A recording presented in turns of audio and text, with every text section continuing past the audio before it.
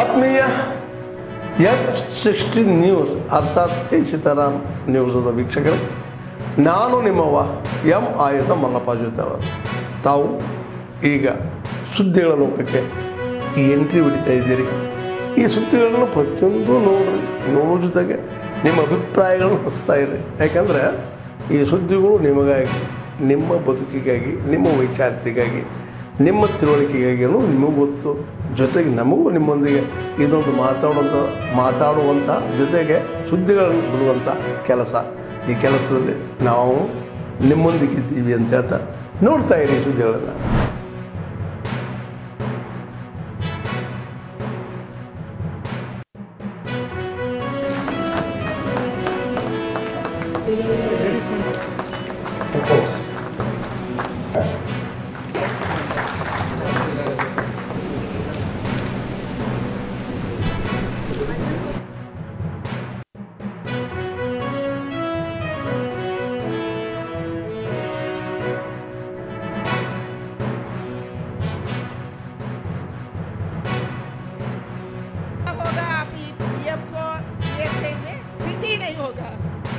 ज्यादा सैलरी लेने वाले भीतर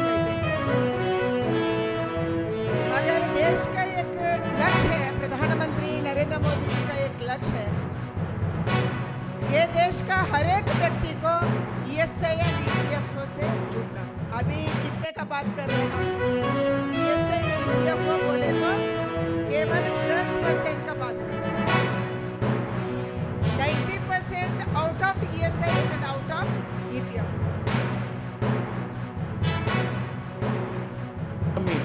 ಏನೊಂದು 10ನೇ ಸ್ಥಾನದಲ್ಲಿತ್ತು, ಇವತ್ತು we are the 4th largest economy in the world ಅಂತ ಹೇಳಿ ನಾವು ಬಹಳ ಪ್ರೌಡ್ಲಿ ಹೇಳ್ಕೊಳ್ಬಹುದು. ಯಾಕೆಂತಂದರೆ ಇಷ್ಟೊಂದು ಉದ್ಯೋಗ ಸೃಷ್ಟಿಯಾಗಬೇಕು.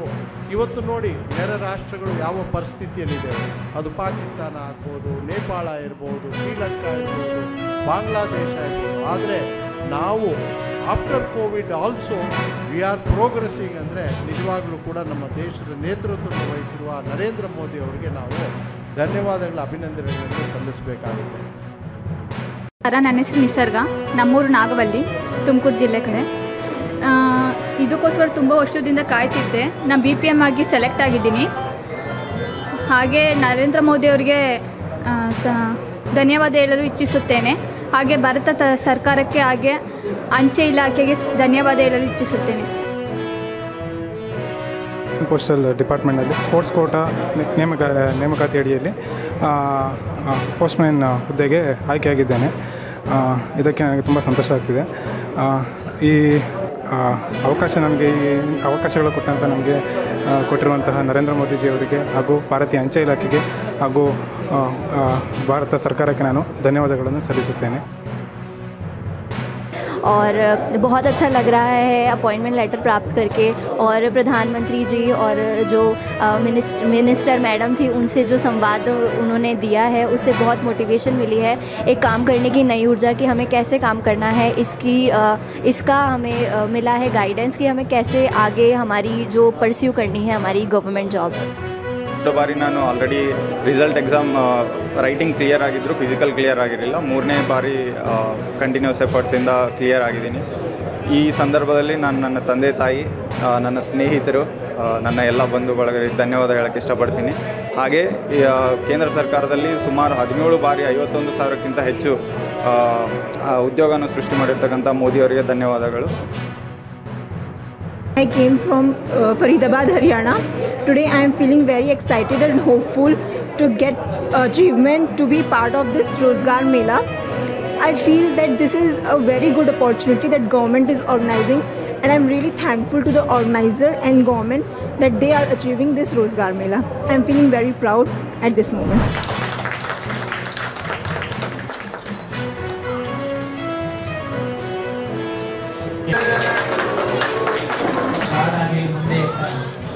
ಬೆಳಿಲಿ ಅಂತೇಳಿ ಪೋಷಕರು ಸಹಿ ಮಾಡ್ತಾ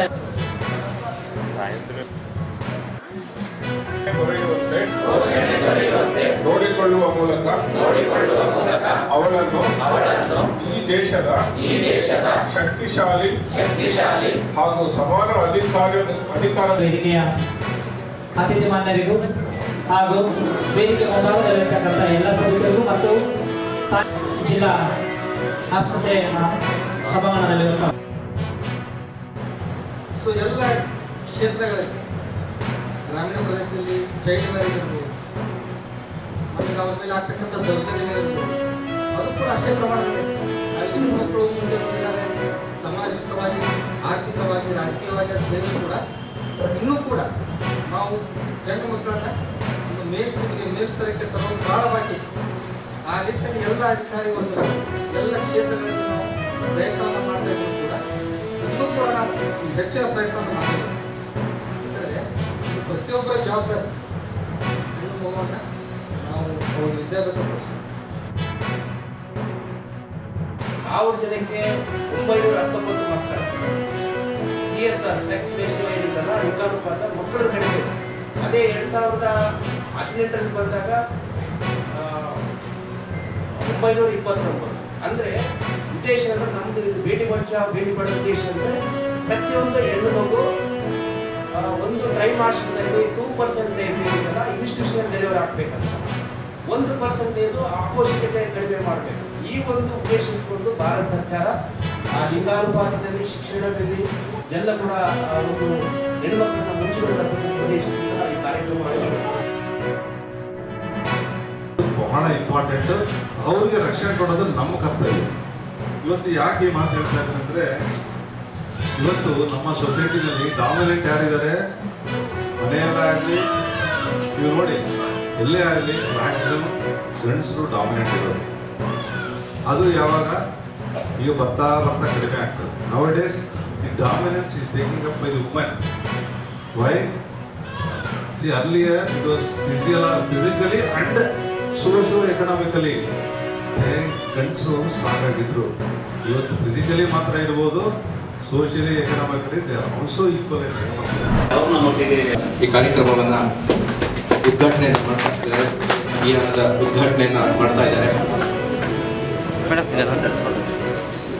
ಅನಿಲ್ ಕುಮಾರ್ ಕಟೀಲ್ ಅವರು.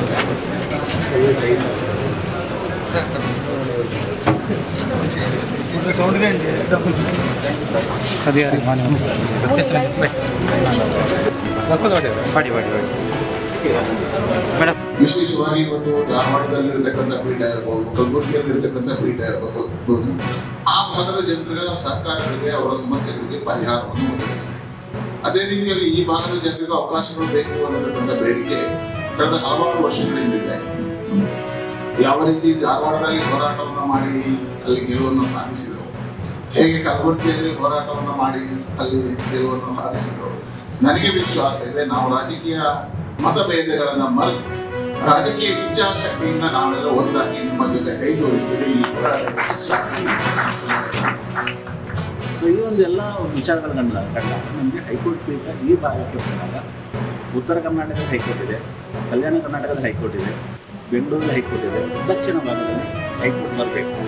ಸೊ ಇಲ್ಲಿಯ ಜನರಿಗೆ ಒಳ್ಳೆಯದಾಗಿ ಮಲೆನಾಡು ಪ್ರದೇಶ ಇರ್ಬೋದು, ನಮಗೆ ಶಿವಮೊಗ್ಗದಲ್ಲಿ 4 ಗಂಟೆ ಜರ್ನಿ, ಚಿಕ್ಕಮಗಳೂರಿಂದ ಭಾರಿ ಹತ್ತಿರ, ಕೊಡಗು ಭಾರಿ ಹತ್ತಿರ ಆಗ್ತದೆ, ಉಡುಪಿ. ಸೊ ಉಡುಪಿ ಜಿಲ್ಲೆ ಹಾಗೂ ದಕ್ಷಿಣ ಕನ್ನಡ ಜಿಲ್ಲೆ ಪೂರ್ಣ ಪ್ರಮಾಣದ ನಮಗೆ ಪೂರ್ಣ ಸಹಕಾರ ಇದೆ. ಉಳಿದ ಜಿಲ್ಲೆಯವರಿಗೆ ಕೂಡ ಇನ್ಫ್ರಾಸ್ಟ್ರಕ್ಚರ್ ಮಾಡೋದು ಮಂಗಳೂರು ಬಹಳ ಮುಖ್ಯವಾದಂಥ ಪ್ರದೇಶ ಅಂತ ಹೇಳೋದು ನಮ್ಮೆಲ್ಲರ ಅಭಿಪ್ರಾಯ. ಎಲ್ಲರ ಒಂದು ಹೋರಾಟದ ಫಲವಾಗಿ ಖಂಡಿತವಾಗಿ ಬರ್ತದೆ ಅನ್ನುವಂಥ ನಂಬಿಕೆ ಇದೆ.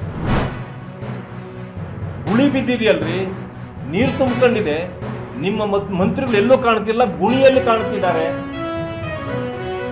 ಗುಣಿ ಬಿದ್ದಿದ್ರಿಂದ ಜನ ಕೇಳ್ತಾರೆ ಕಾಣ್ತಿದ್ದಾರೆ ಅಂದರೆ ನೀವು ಬಿಟ್ಬಿಡಿ. ಈ ಗುಣಿ ಅಲ್ಲಿ ಸೂರ್ಯ ನೋಡಿ, ಇಲ್ಲಿ ಅಮಾವಾಸ್ಯೆ ನೋಡಿ, ಇಲ್ಲಿ ಪೌರ್ಣಮಿ ನೋಡಿ ಅಂತಾರೆ. ಎಂತ ಮಾನಗೆಟ್ಟ ಸರ್ಕಾರ ಇದು ಅಂತೇಳಿ ಇದನ್ನಂತ ಗೊತ್ತಾಗಿದೆ. ನೀವು ನೋಡಿ ಯಾವುದೇ ಮಂತ್ರಿಗಳು ಅವರವರ ಕ್ಷೇತ್ರಗಳಿಗೆ ಹೋಗೋದೇ ಇಲ್ಲ. ಯಾಕೆಂತಂದ್ರೆ ಅಭಿವೃದ್ಧಿ ಸಂಪೂರ್ಣ ರೈತರು ಕಂಗಾಲಾಗಿದ್ದಾರೆ.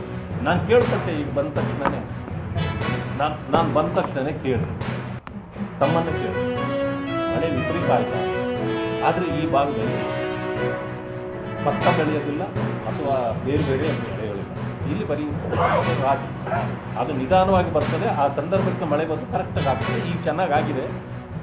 ಇನ್ನು ಮುಂದೆ ಬರೋ ಮಳೆ ಕಡಿಮೆ ಆದರೆ ಒಳ್ಳೆ ಬೆಳೆ ಬರ್ತದೆ ಅಂತ ಹೇಳಿ ಭಾಳ ಸಂತೋಷ. ಉತ್ತರ ಕರ್ನಾಟಕ ಕಲ್ಯಾಣ ಕರ್ನಾಟಕ ನಾನು ಹೋಗಿ ಪ್ರವಾಸ ಮಾಡಿ ಬಂದಿದ್ದೆ. ಈ ವರ್ಷದಲ್ಲಿ 1% ಅವ್ರಿಗೆ ಯಾರಿಗೂ ಫಸಲು ಸಿಗೋದಿಲ್ಲ. ಲಕ್ಷಾಂತರ ಹಣ ಹಾಕಿ ರೈತ ಮಾಡಿದ ಬೆಳೆಗಳೆಲ್ಲ ಸಂಪೂರ್ಣ ನಾಶ ಆಗಿದೆ. ಇವತ್ತಿನವರೆಗೂ ಅವ್ರಿಗೆ ಕೊಡಲಿಕ್ಕೆ ಈ ಸರ್ಕಾರದಲ್ಲಿ ಹಣ ಇಲ್ಲ. ಆದರೂ ಕೇಂದ್ರ ಸರ್ಕಾರಕ್ಕೆ ಯಾವ ರೀತಿ ಮನವಿ ಮಾಡಬೇಕು ಅದನ್ನೂ ಮಾಡಿಲ್ಲ. ಇಷ್ಟು ನಮಗೆ ಲಾಸ್ ಆಗಿದೆ, ಇದು ನಮಗೆ ಕೊಡಿ ಅಂತಿಲ್ಲ.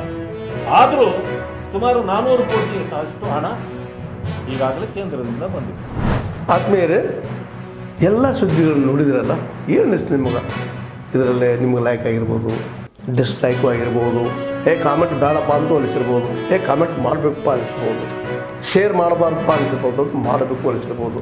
ಏನಾದರೂ ಆಗಲಿ ಶೇರ್ ಮಾಡ್ತಾಯಿರಿ, ಈ ನ್ಯೂಸ್ಗಳನ್ನ ಹಂಚ್ತಾ ಇರಿ, ಜೊತೆಗೆ ಇದಕ್ಕೆ ಸಬ್ಸ್ಕ್ರೈಬ್ ಆಗ್ತಾಯಿರಿ ಅಂತ ಹೇಳ್ತಾ H16 ನ್ಯೂಸ್ ಅರ್ಥಾತ್ ಹೇ ಸೀತಾರಾಮ್, ಇದು ಸತ್ಯದ ಕೈಗಳಲ್ಲಿ ವಂದನೆಗಳು.